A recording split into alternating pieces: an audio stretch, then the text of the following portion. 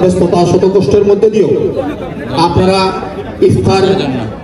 ইফতারকে স্বাগত জানিয়ে আপনারা যে এসেছেন, আপনাদেরকে আমাদের পরিবারের পক্ষ থেকে আবারও অশেষ ধন্যবাদ জানাচ্ছি।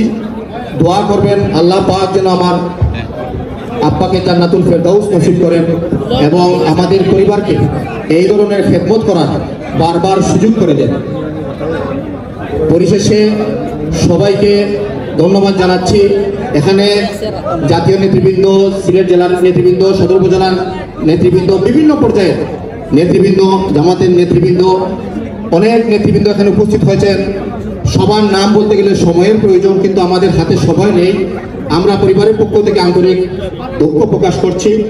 আমরা আপনাদের এই আমাদের দাওয়াতকে গ্রহণ করার জন্য এবং শত ব্যস্ততা শত কষ্টের মধ্যে দিয়ে যে আপনারা এখানে এসে উপস্থিত হয়েছেন, আবারও পরিবারের পক্ষ থেকে আপনাদেরকে অশেষ ধন্যবাদ জানাচ্ছি। আসসালামু আলাইকুম ওয়া রাহমাতুল্লাহি ওয়া বারাকাতুহু। জানাই আমার ছোট ভাই আবুল কাশেম, তার উদ্যোগে আমরা সবাই আজকে এখানে ইফতার মাহফিলে একত্রিত হয়েছি। তার পরিবারের মুরব্বী যিনি আমাদের ছেড়ে চলে গিয়েছেন, আল্লাহ তাকে জান্নাতুল ফেরদৌস দিন। কিছুদিন আগে আমাদের আরেক ভাই একেএম তারেক কালাম, আমাদের দীর্ঘদিনের রাজনৈতিক সহযোদ্ধা, এখানে সামনে যারা বসে আছেন, আমরা প্রত্যেকেই অনেক সংগ্রাম করেছি একসাথে। আল্লাহ তাকে জান্নাতুল ফেরদৌস দান করুন। আর আল্লাহ তৌফিক দিন আগামী দিনে এই দেশ যেন একটা শান্তির দেশে পরিণত হওয়ার পিছনে আমরা আমাদের কাঙ্ক্ষিত ভূমিকা পালন করতে পারি। আল্লাহ আমাদেরকে সেই তৌফিক দিন। আর আল্লাহ আমাদেরকে এই রমজানে বেগুনাহ হিসাবে কবুল করুন, শবে কদর নসিব করুন এবং এই রোজার পূর্ণ ফজিলত আমাদের দান করুন, আমাদের পরিবারকে দান করুন, আমাদের যারা ছেড়ে চলে গিয়েছেন তাদের আল্লাহ বেশ নসিব করুন। ধন্যবাদ সবাইকে। আসসালামু আলাইকুম।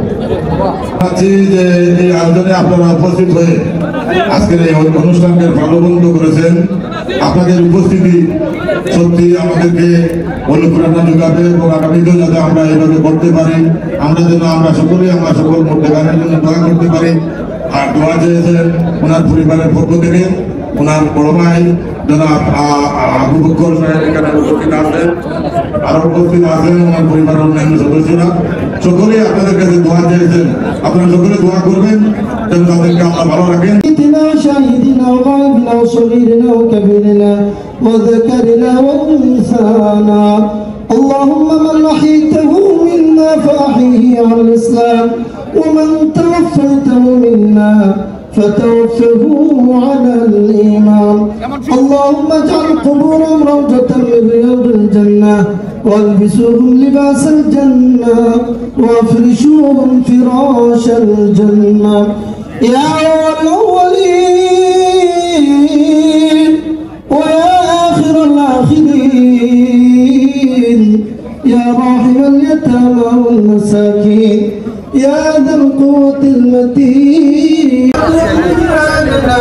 يا لولا أن هدانا الله وأكمل لنا ديننا وأتم علينا نعمته ورضي لنا الإسلام دينا، فلا نعبد ولا نستعين إلا إياه. ربنا ظلمنا أنفسنا وإن لم تغفر لنا وترحمنا لنكونن من الخاسرين.